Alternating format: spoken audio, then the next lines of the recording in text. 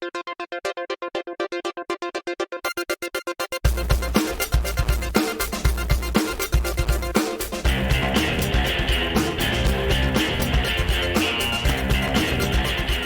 to the Mobile Armored Podcast Show, the podcast that transforms into a snowblower.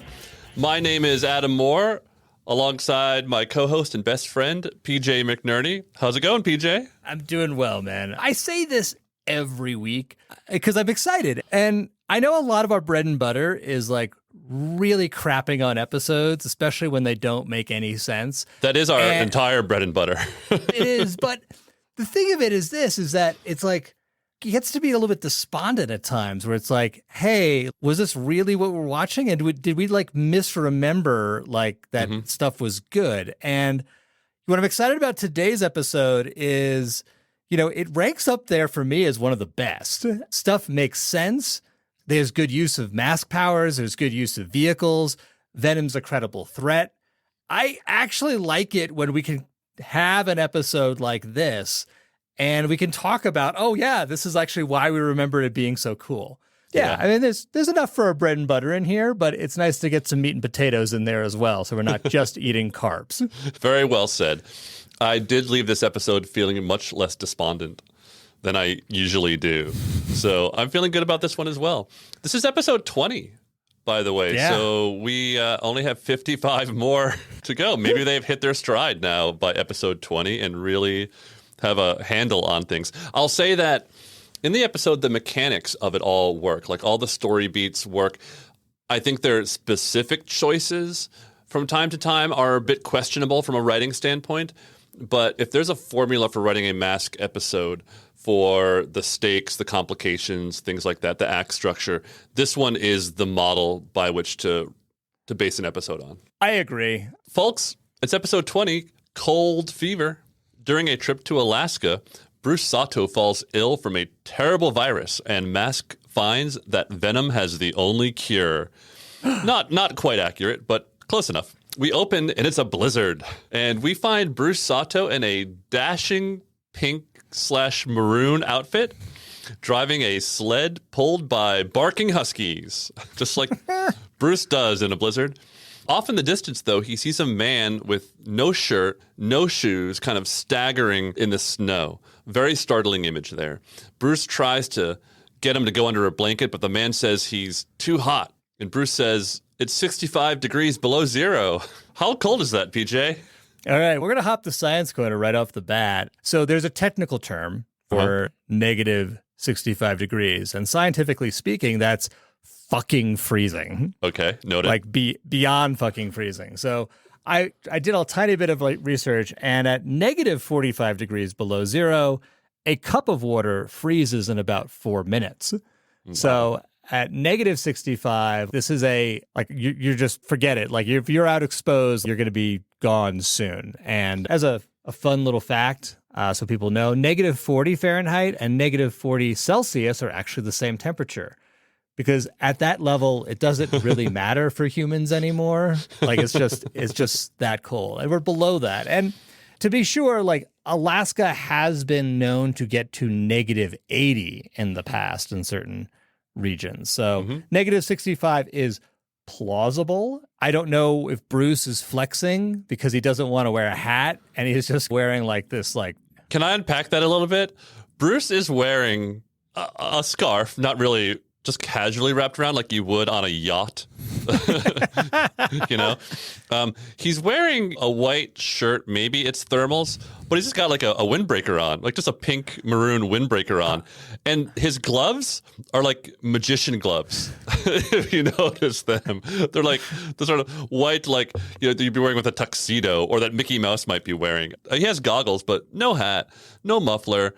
His jacket's open. This guy is not prepared for the weather at all. Yeah, it's funny. Like he's got his arm around the dude, and then he's like putting his hand on his chest, which I felt was a little bit handsy, honestly. Like, you know, I was like, you know, and his line there was pretty funny to me, which is like, "You are hot. How can that be? Don't worry, I'll get you back to town." Which I was like, I think Bruce is a very complicated man in the 80s. We've seen this whatever this vacationing with Matt is. We've seen this like Vanessa Bruce tryst thing that is like so. You will all see the photo on Instagram, but there's a very Brokeback Mountain feel to what's going on here.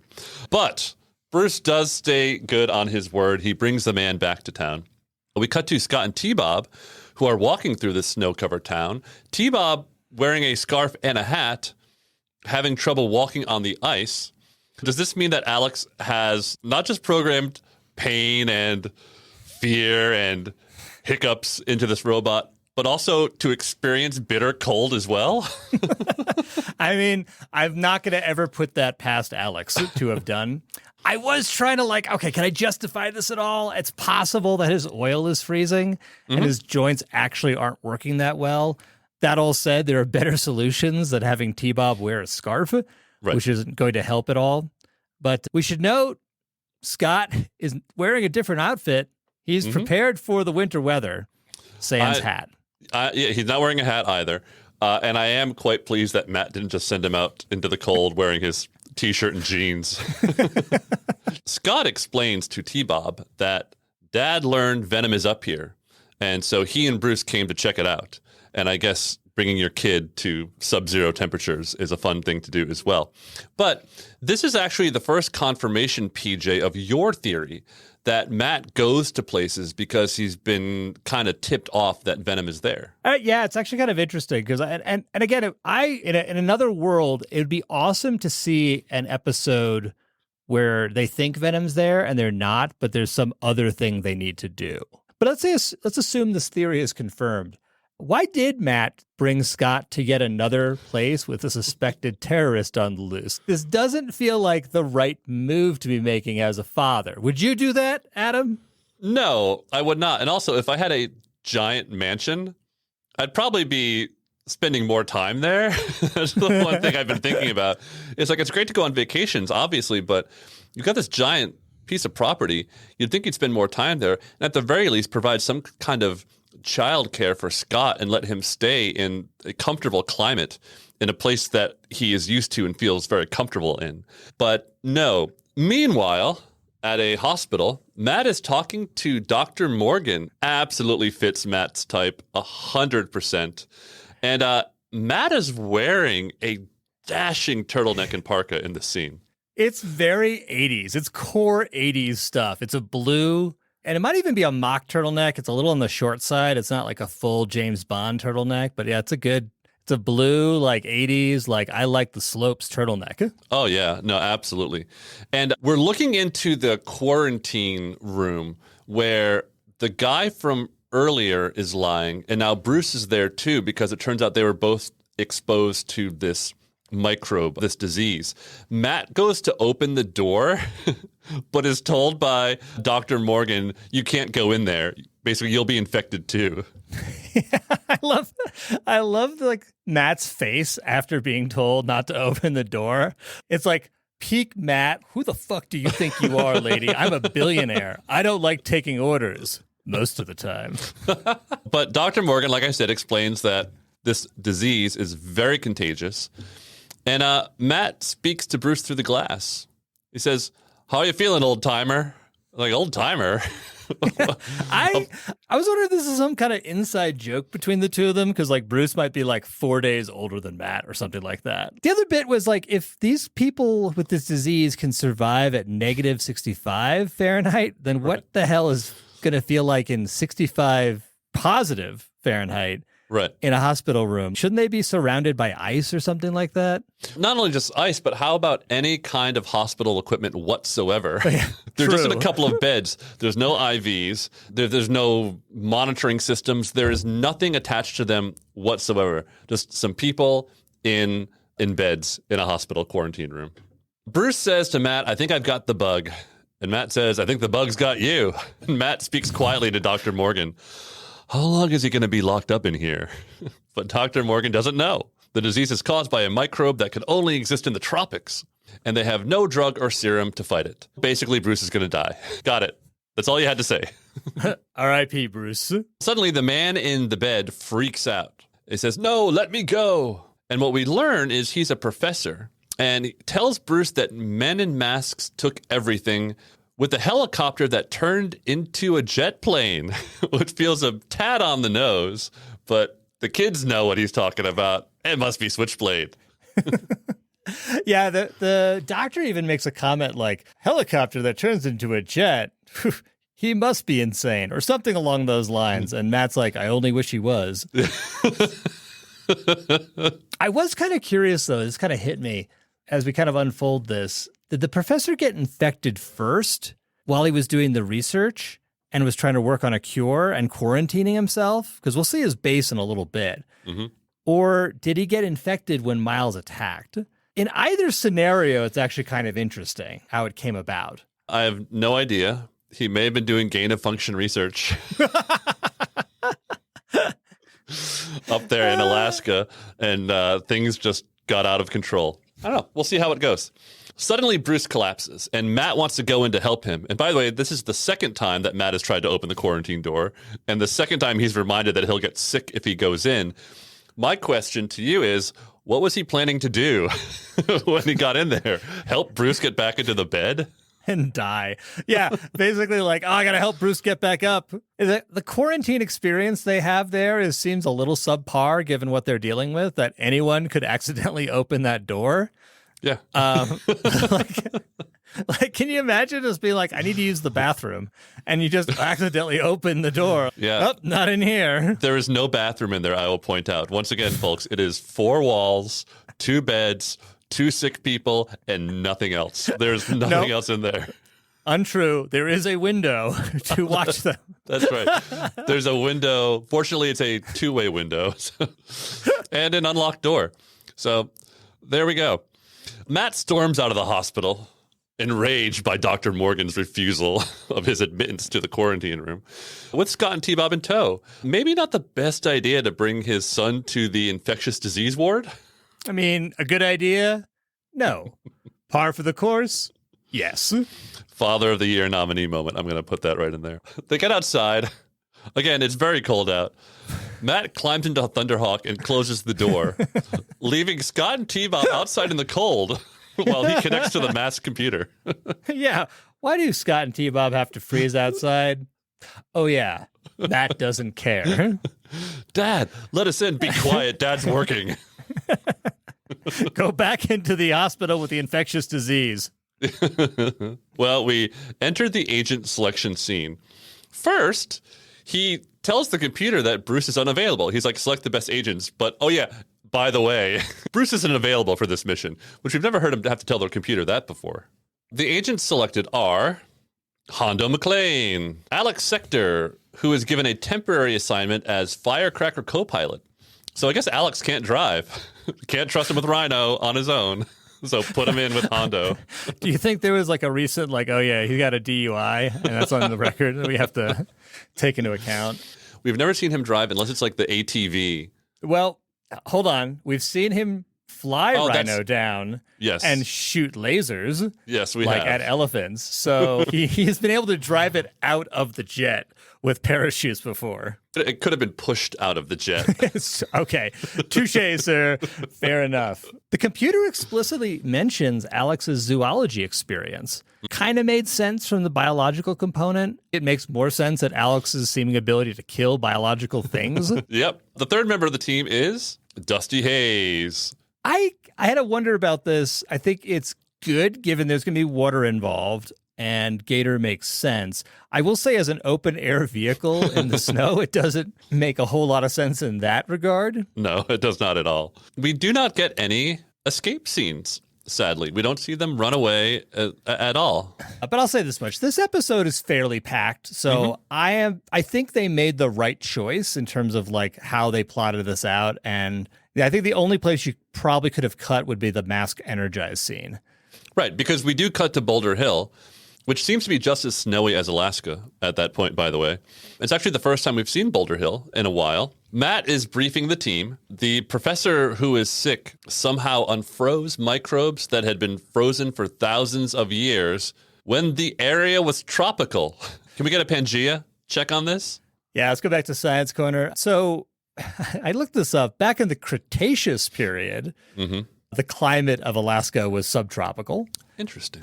So this disease would have to be then 65 million years old. So I guess thousands is correct in a very coarse way. So their scale is a little bit off here. So we're looking at a 65 million year old virus. Yeah, I don't know if they're going to have a cure for this one, given the amount of evolution that's taken place. But hey, we'll accept there's one. Here's a bit, it's tantalizing as a detail. We don't find out very much. But the professor was someone who revived microbes frozen in the ice thousands of years ago when the area was tropical. But why was the professor working on this? And I really feel like, there's a lot of questions that kind of arise. Like, I think X-Files did an episode like this where basically they had these bugs that had been frozen and it was global warming causing the microbes to get free. But Adam, who's sponsoring the research? It was probably a billionaire who's got his hands in all sorts of different industries, building unique devices, maybe vehicles as well. I don't know. What do you think?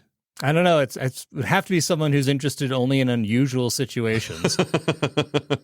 And this is an unusual situation. So we'll leave that one for the audience. Okay. Yeah, audience, if you can figure it out, please reach out to us on Instagram. Well, it is unclear why Venom attacked, but the professor, it turns out, was working on a cure for the disease. Yeah, there's a fun little exchange here. Like, Matt's like, this is Bruce's only chance. And Dusty jumps into it. It's like, well, what are we chewing the fat for? Let's go. Like, they're ready to make it happen. However, first, they must ascend into the radiation chamber of death to get their helmets. Fortunately, Alaska's not the longest flight we've ever seen Mask have to take to get to a destination. Yeah, it's 5-6 hours tops, depending where they're at. So, meanwhile, we cut to Scott, who is putting snow chains on T-Bob. And then Scott ties T-Bob to his sled and says, mush. T-Bob doesn't even question it. He's been beaten down so much, man. It's so sad. But even, here's the deal. And again, I'm preluding a little bit, but even Scott knows to put snow chains on T-Bob for traction. And they're just, like, Colorado is cold, and, like, you put chains on, you put snow tires on. T-Bob is actually rocking out in the snow after that. Like, it was actually a really competent job on Scott's part. Scott then tells T-Bob that they're going to help Dad find Venom. T-Bob refuses, but then Scott says, Bruce is sick. He might die. And you're a computer. You have to follow orders. Wow. For a moment, this is a Roy Batty prelude again. T-Bob spins his wheels, sends a ton of snow into Scott's face. Scott is pissed and says T-Bob did it on purpose. And T-Bob's response, I'm a computer. I just followed orders. And there's your Roy Batty moment of the episode. It's got to be hard. T-Bob's got to be bucking against his programming a little bit because on one hand, T-Bob's ordered to keep Scott safe, but he's probably also ordered to follow Scott's orders. So how do you thread that needle? Yeah, well, it seems that he's tuned to follow Scott's orders more than keep him safe because frequently they're riding off into danger. Good point. Giant question mark for why would Alex program T-Bob to be like that. But we'll continue to review that throughout the rest of the series.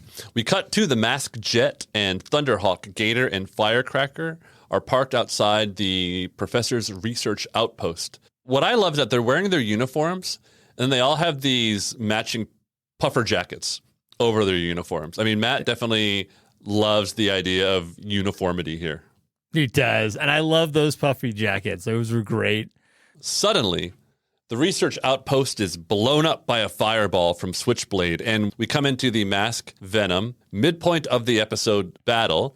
So this is referring back to the great structure we mentioned at the beginning of the podcast here. Like it's you could set your clock by the structure. It's really well done. But the Mask vehicles are not equipped for the snow. Like Gator spins out and crashes. Dusty fires the electric ouch, causing Sly to go flying off his motorcycle. There's your Ragdoll Award nominee right there. And then adding insult to injury, Sly gets chased by a polar bear. So much stuff like in this short period of time. You're not going to outrun a polar bear.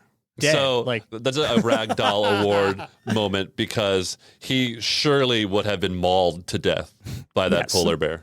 100%. Like, that is a very dangerous and deadly place to be in at that moment in time. Yeah. I will say, like, this took me out of the episode for a second. So, like, I understand the kind of the need from a story perspective to have Mask not equipped for the snow, because it really makes for a really awesome battle between the two. They pointed out several times. But given that Colorado's under snow, I figured they'd be equipped with snow tires. Sly actually calls out to Cliff, how do you like these spiked tires? So they're really actually cognizant of this. Yeah, so this is what I was saying earlier, that the mechanics are all in place, but the execution is questionable, right? So at your midpoint battle between Mask and Venom, you want to make sure that Mask loses, that Venom gets the upper hand and Mask loses. I was actually just watching an episode of Arrow last night, CW's Arrow. And they do the same. In the best episodes, they do the same exact thing. Arrow and his team at the midpoint of the episode go up against the bad guy and they're outmatched or outplayed or something like that happens. That's just the structure of a good action TV series. Yeah. Because in the end, they're going to have the final battle at the end of each episode, and the good guys will be triumphant. So the structure is great. The fact that the Mask vehicles can't drive in snow is absurdly bad for a team based in Boulder, Colorado. We're getting close to being great here. We're in the okay to good category here. But anyways, back to the battle. Firecracker and Jackhammer are going at it, but Firecracker also can't handle the snow and spins out onto an ice sheet. And Dusty says, I got to use my think tank. Yeah. Like, again, snow tires aside, this is a lot of fun. Hondo calls out the spiked tires on Jackhammer. And Alex is like, gives him a rather unfair advantage, I'd say. And I'm like, no, Alex, it's called preparing for winter. You should know about this. Alex complains because of how much Firecracker is twisting. He's not able to aim properly. And to be fair, we actually have established that Alex is another great shot because he like took out those elephants while saving Scott a few years. Well, he didn't kill the elephants, but he missed them terribly. He missed them terribly, but he was able to like not kill Scott. So I actually thought, again, if you accept the leap, basically, that the snow tires aren't there, they make the snow a credible hindrance to Mask. Dusty does, in fact, have a pretty good idea after putting on his think tank. He half transforms into boat mode and uses the jets that propel the boat to push him out of the snowbank. Good move. Yeah, this is cool. And this is like, I think they leaned into the toy. Like, oh, what if we did this? And we've seen Gator partially transform in the past to use the freeze ray. So someone is actually watching the past episodes and must have the toys on their desk. Yeah, it's also terrible design that you can't use the freeze ray unless it's in boat mode. It's a great weapon. Yeah, that's a question back to Mask, or to Matt, I should say, at that point in time. Well, we have a Switchblade Thunderhawk battle in the sky, as usual. Switchblade fires what seems like snowballs at Thunderhawk. They immediately freeze, and Thunderhawk is forced to make a crash landing. I really liked this a lot. So we have commented many times that a Camaro flying has questionable aerodynamics. Right. We're taking a vehicle that's on the edge of flying and then further hindering it by icing it. I think it's a great plan. Jetliners have this problem all the time. So I think it was a cool move just to kind of lure him in and then basically use Thunderhawk's poor aerodynamics against it in a big way. Counterpoint, as we have established in this series, Thunderhawk should not be able to fly under any reason whatsoever. It has some sort of, it must be radiation nuclear propulsion going on that really allows it to just overcome gravity in an unnatural way. So that being the case, I would assume a few snowballs would not be able to knock it out of the sky. Yeah, that's fair. The gull wing doors, I guess, aren't providing the lift I would expect. It also must be freezing up there in the sky, flying around with your doors open. Yeah. Matt has his parka. I actually checked this to make sure that Matt was actually wearing his parka. And it's like, oh, yeah. Miles, having taken out Thunderhawk, then has Venom fire at the ice sheet to cause cracks. And that kind of sends all the Mask vehicles split off into these perfect little icebergs. Perfectly sized, by the way, to fit each vehicle. It was a smart move on Miles's part because Cliff was just about to engage with Firecracker and is like, no, fire at the ice. Venom is victorious, PJ. You know what I thought immediately? This is a great fucking time to finish the job. These guys are all sitting ducks. All you have to do is actually shoot out the icebergs from underneath them. I completely agree. Well, Firecracker starts to slide off its little iceberg, and it's about to go into the freezing water along with Alex and Hondo. Yeah, Alex is like, we must hold it. If we get wet and is cold, we'll be dead in minutes. And I was like, yes, fact. Mm-hmm. And those are good stakes. I like those. Those are excellent stakes. Yeah. Our characters are going to die. There's no lifter to save them. There is Jackrabbit, but we won't talk about that. It's great stakes. So it leads me to ask the question, PJ, what's going to happen next? I don't know. I just don't know. It's so scary.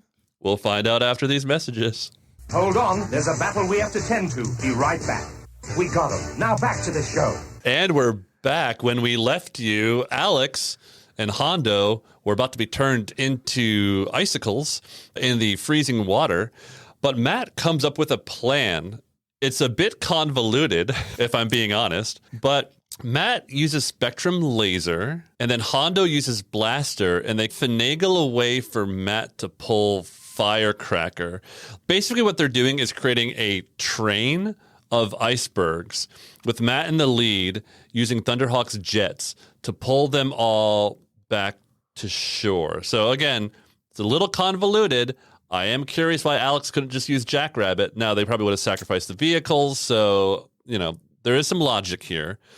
But it works. It's a little convoluted, but they use Firecracker's like spinning wheel of death, that ninja star tire. Mm-hmm. They fire it back at Dusty's ice block, and that's what they're going to use to actually anchor it. Again, I think Jackrabbit would have been the right call here to actually get the line over rather than throwing it, but whatever. Mm-hmm. They're using the vehicles. Yes, they're using the vehicles. They're using the toy features on the vehicles. Matt turns on the jets of Thunderhawk, and they head back to shore.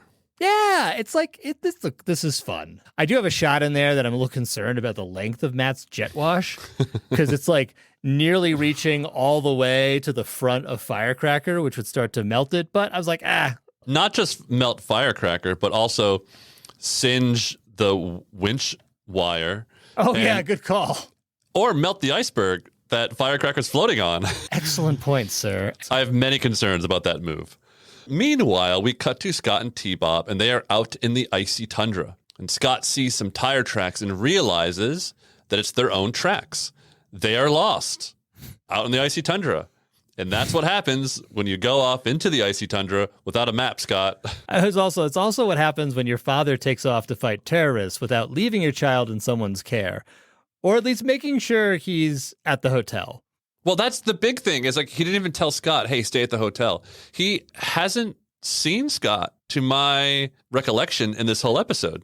No, not since the hospital. Right, since the hospital where he ignored him. He brought him to the infectious disease ward, then left him outside of Thunderhawk. From the way I'm piecing this together, Matt got into Thunderhawk outside the hospital and drove away, leaving Scott and T-Bob in the freezing cold parking lot, wondering where to go and what to do next, because they hadn't even checked into a hotel yet. We gotta help Bruce. That's the only thing we can do. I was wondering if they could follow their own tracks back, or was the idea that they'd been already snow covered. Your guess is as good as mine.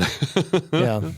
Dusty uses backlash to melt the ice on Thunderhawk. Is that possible? Is that within the guidelines of what backlash can do? I mean, what Dusty says specifically is, let's see what a sonic boom will do, which feels like the wrong tool to be using. Like, this is definitely a hammer and a screwdriver situation. He's using backlash to shake the ice off, which I guess would, he's trying to count on it, the shaking creating enough heat as well, but not enough to destroy the vehicles. So I'm like, fine. Okay. What I thought was interesting was we've seen 3 uses of masks at this so far. Mm-hmm. We've had spectrum laser, we've had blaster, and now we got backlash. So I'm like, all right, the writers are paying attention. Thank you for listening to us and for somehow receiving this transmission back in 1985 and taking our notes about actually using masks in mask episodes. Yeah. My one thing, though, was that I think they just wanted to use backlash in this moment, but actually this would have been a decent time for Spectrum, because microwaves, despite having relatively low energy, like compared to like other parts of the electromagnetic spectrum, they can be tuned. I mean, that's how microwave oven works. They're tuned to the resonance of water. They could have tuned spectrum to actually emit that frequency and melt the water, but whatever. That's fine. Backlash worked.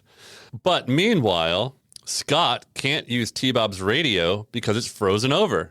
T-Bob is absolutely freaking out and begins building an igloo so they can survive the night, which is actually not a bad idea, T-Bob. Yeah, actually creating an igloo is a great idea. Ice is an amazing insulator, and that given that T-Bob is actually probably a walking heat source, he could keep them warm. I found it weird that radio being jammed up with ice, though. So we've gotten confirmation the radio has been reinstalled, which is good. We also know that T-Bob is waterproof, given many episodes of him going to the drink. So, like, how did the ice get in there? Did the water get in when Scott was fiddling with him?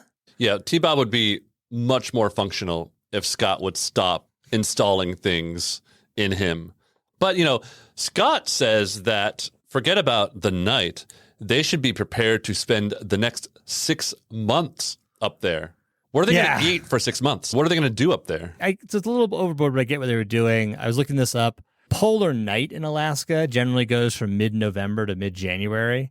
So I guess they're close enough to that it's a real concern. This also means that either Matt has Scott out of school or this is how they spend Thanksgiving together. In an igloo with his robot. But don't worry, it's okay, because Scott has an idea. They will use T-Bob's infrared sensors to find a source of heat. Aha! So that's good. The writers are using the fact that Matt's going to look for a heat source, and T-Bob's going to look for a heat source, and that's how you're going to bring them all together. So again, nice work, writers. Yeah, that was a nice move. Just like, well motivated, basically. T-Bob's sensors lead them to a massive Venom base. And it's like this giant glass dome. Yeah, the dome is amazing. It's really big. And I also thought it was, in this moment, a nice use of spectrum.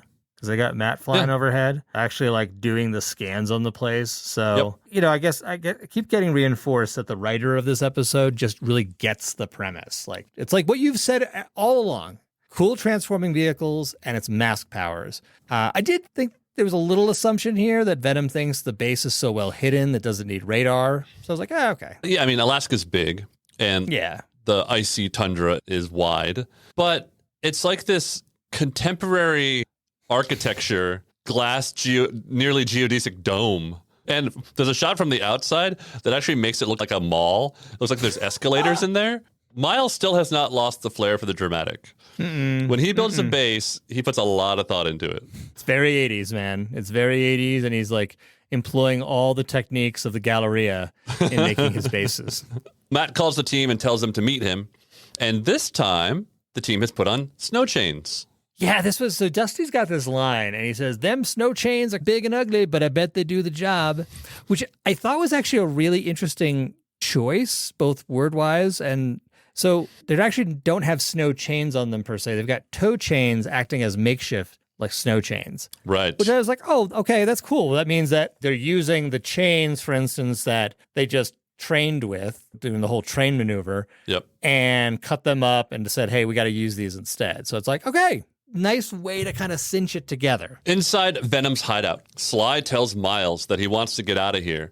There's polar bears all around. When can we stop melting down all this ice? Turns out Miles is melting the ice so he can get enough of the disease microbes for a permanent breeding colony. Then the world will have a need for the life-saving serum he stole from the professor. This is hands down the best Venom plan I've ever seen. 100%. Brilliant plan. Kind of on the cynical side on commentary, though, because I mean, in some sense, Miles's plan is to start a pharmaceutical company to like sell the cure, right? Or at least ransom the cure. I think it was actually kind of cool because Miles is actually doing the research by peering through the microscope, and it hints at those like Miles' greater scientific abilities because he is supposed to have helped to create the masks. Yeah. And Sly's line is also awesome. I'm not sure if you remember this one. Yeah, you figure to make people sick, then pay for the cure. I like it. It's good. It's a good line. It's a good line. Really, what he's doing is creating a plandemic. Yes, this is Miles's plan. Much like Pfizer did. You all know what I'm talking about. Okay, anyways. Well, meanwhile, Matt and the team are looking down at the dome from a cliff on high above the scene. Yeah, and it's a fun little exchange that's here. Like Dusty's like, hoo-wee, that's a big operation. I wish I'd remember to bring an army with me. To which Hondo's like, mine's in my other suit. And I thought it was actually kind of nice for establishing, like they actually consider this a credible threat, and maybe they think there's more folks in there. It's more heavily defended than it might be. But I think we've talked about in the past, like what makes episodes work isn't when Venom's being this bumbling set of idiots. It's when they're a credible threat and there's someone to overcome. Yeah. And that makes for good episodes. And that's just good writing and creating strong drama. The bad guys always need to be stronger than and more threatening than the good guys. Because when the good guys eventually overcome those bad guys, they have to step up to like heroic levels to defeat that, right? The rebels versus the Empire, perfect example of that. There is no way you could ever defeat the Galactic Empire. But a ragtag band of freedom fighters manages to find the one little Achilles heel in there to defeat them. That's how you create great drama. If the Empire was a bunch of bumbling idiots who had no idea how to keep things together, then it'd be easy for anyone to come and destroy them. So that's what's happening here with Venom. So yes, good job, writer. I've got to believe this is Chuck Lorre writing this episode. I think we're going to try to assign every great episode to Chuck Lorre at this point in time. Assault on Liberty, The Rotex, and now Cold Fever. Well, meanwhile, T-Bob gets accosted by a polar bear. He gets hit. He goes sliding down a hill, turning into one of those giant snowballs as he goes. And then Scott's chasing after him down the hill, but he stops suddenly when a giant shadow lurks over him. Before we find out what happens next, we go back to Mask, and they're watching this giant snowball careen down the hill, and it goes crashing through the glass wall of Venom's hideout. And again, like I said, I like the contemporary architecture, but maybe regular old glass wasn't the best exterior for their secret hideout. I mean, it is an interesting choice when you make glass your primary building material in a place where ice can break off easily. I did actually like, because they're actually in the middle of planning stuff out when this stuff goes down. So like Matt's in the middle of saying, hey, we're going to have Dusty create a diversion. And like, it seems like they're actually formulating something when conveniently a snowball diversion actually happens. Yeah. And utilizing Scott and T-Bob in the plot for a reason that actually makes sense, right? Yeah. So T-Bob rolls to a stop inside Venom's hideout. All the snow falls off. And then we see Miles pick up T-Bob by his legs. T-Bob kind of is able to squirm away. Someone catch that robot, says Miles. And this is like the first time we've seen any contact between T-Bob and Venom. And I'm just curious, like, what does Miles think this robot is? Yeah, it's a good question. So credit where credit is due. Miles must be amazingly strong to pick up T-Bob like that, because that is a solid hunk of metal. Yeah. And by the way, I am looking at the rundown for the first time.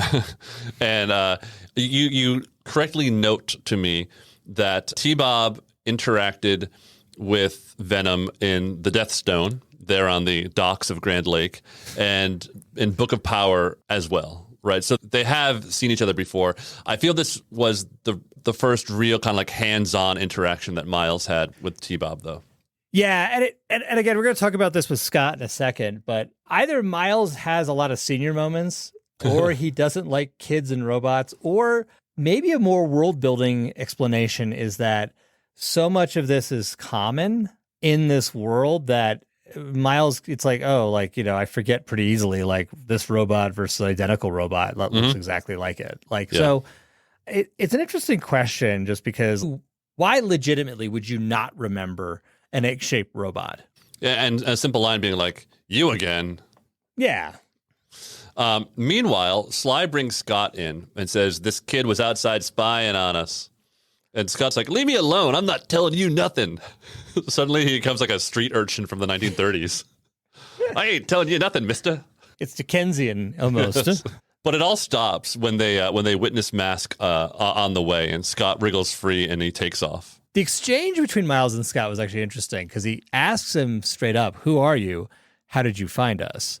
To which like Scott had said, leave me alone, I'm not telling you nothing. But Mask hadn't shown up and Scott had revealed his name, Miles would then know about Matt. I mean, that might be enough to put all the pieces together if he doesn't know already. As you pointed out earlier, though, Scott is wearing a different outfit. It would be very easy for the elderly Miles to not recognize him.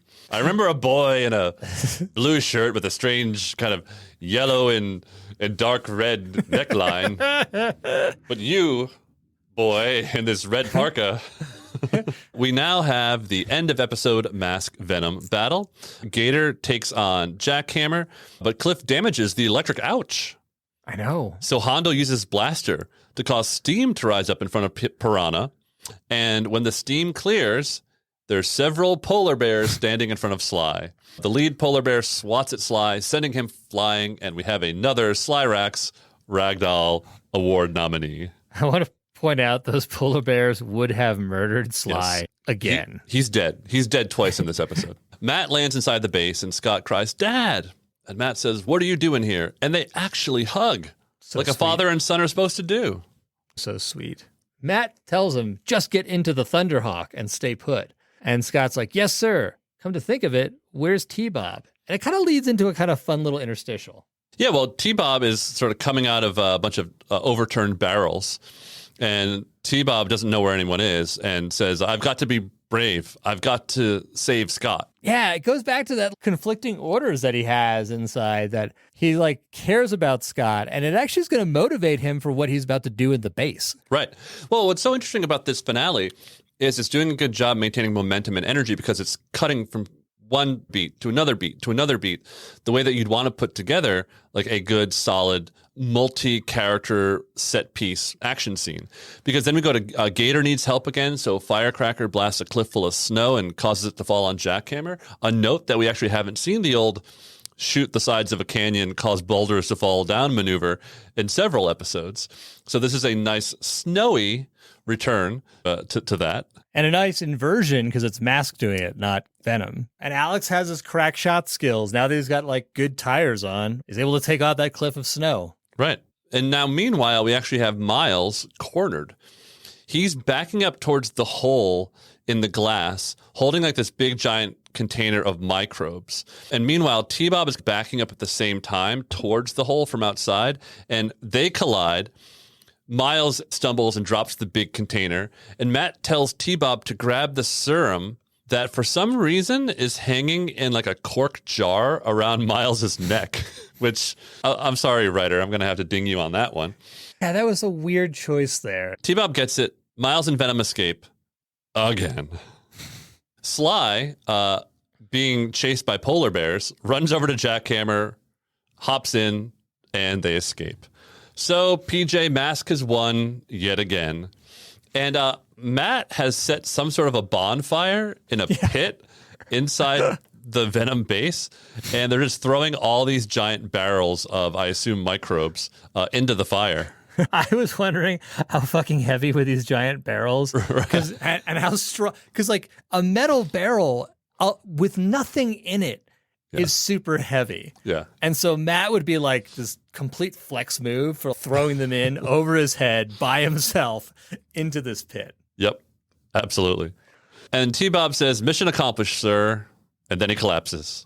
Yeah, most of the time it would be that everyone would laugh at this moment. What we've seen in the past is kind of this comedy, but actually they all have genuine concern for T-Bob. Right. Which I actually thought was kind of nice. Yeah, for the first time, T-Bob's actually getting some respect. Yes. Back at the hospital, Bruce is okay. Quick question, though. What about the professor? We never see or hear from him again. Yeah. All right. Look, man, I think we've established that Professor was, in fact, working for Tracker Industries, and it was really important that someone outside of Mask just not appear again. The professor's family got a nice bouquet of flowers, signed by Matt's secretary. I mean, it would be morbid for kids, but are we basically to understand that the professor died because he was exposed for too long? Or like, No idea. But if he did survive, Matt would want to get him away from everyone and anyone as soon as possible because he doesn't want to give away the fact that he's been having this guy do research on this deadly microbe. If he's alive, he's never going to be seen again. His family is informed he's dead. He might not be dead. He's hidden somewhere in the bowels of Boulder Hill. Well, anyways, like I said, Bruce is okay, and Matt explains to Bruce that T-Bob did it all. He wrecked Venom's dome, and he saved the serum. Yeah, there's a nice little exchange in here. It's like T-Bob's, any hero would have done it. And Hondo's like, well, it's a good thing you did. We'd hate to lose old Bruce here. Again, with the old remark. I know. What is up with that? Is it like an inside joke that they're doing here? Maybe Bruce is actually really, really old, but he just takes really good care of himself. Maybe. It's just like weird to keep poking on that one. Bruce says, true friends are those who would face death to prevent it. So we have a Satoism, which we haven't heard in a while. Seems pretty straightforward, though, huh? It's really straightforward. Like, I'm really hesitant to call it a Satoism other than Bruce is saying thank you in a somewhat elaborate way, but not that elaborate. Yeah, and it seems as though we're going to avoid a Buddy Hawks nominee. However... But at the last second... Hondo steps in and says, was that a compliment? I think that was a compliment. And then he winks. That is a clear Buddy Hawks nomination. He winks, and then to show how much they're influencing the kids, Scott winks as well. Huh? Like, yep. The same exact movement with his kind of hand and thumb on his chin and a wink of the eye. It's in the same eye, too. Like, he mimics Hondo exactly. Scott is learning a lot of lessons from a lot of people, and I get this is the family he's got. Uncle Hondo and Uncle Bruce, Uncle Dusty, and whatever Gloria is. But my God, what are you teaching this kid? Yeah, but that's the end of the episode. We cut to the more you know. We are still in Alaska, it seems. We're inside some dwelling of some sort.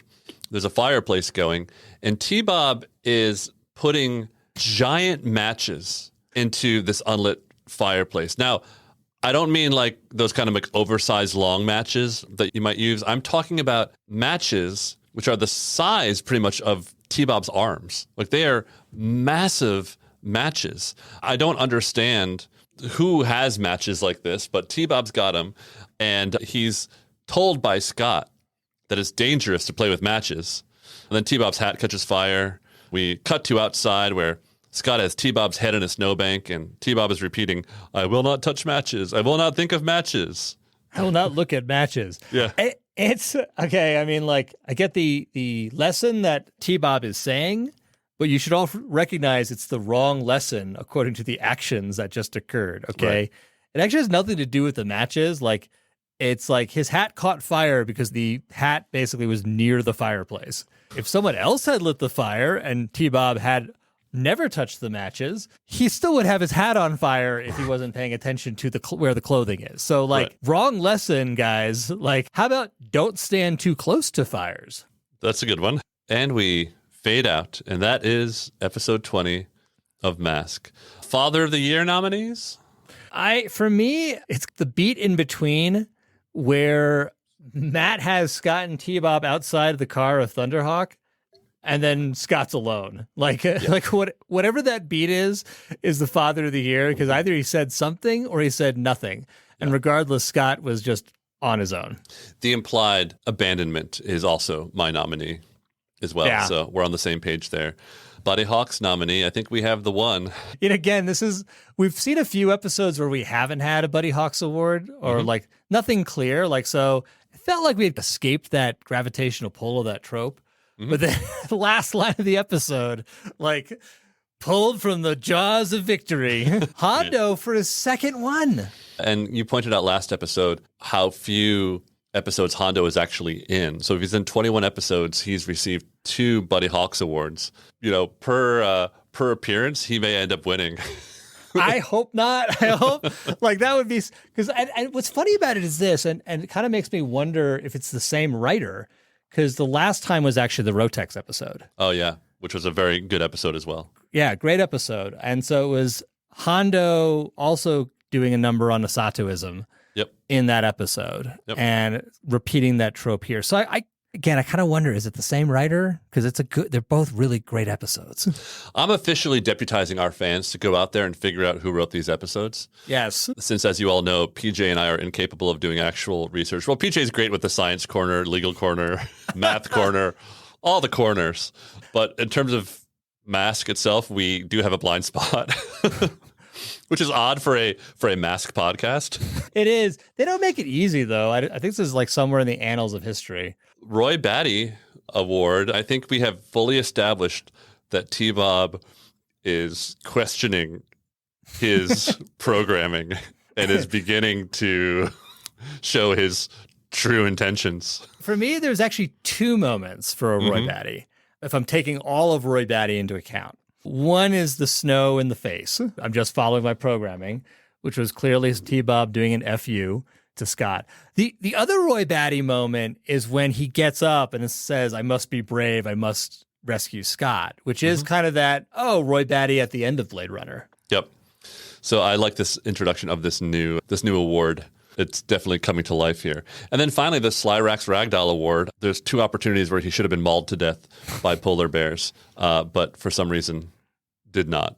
Yeah, can't pick between the two. I mean, they're very close. Like, so yeah, Slyrax gets his own award yet again, and he's the only one of the Venom agents basically that's getting tossed around in this episode.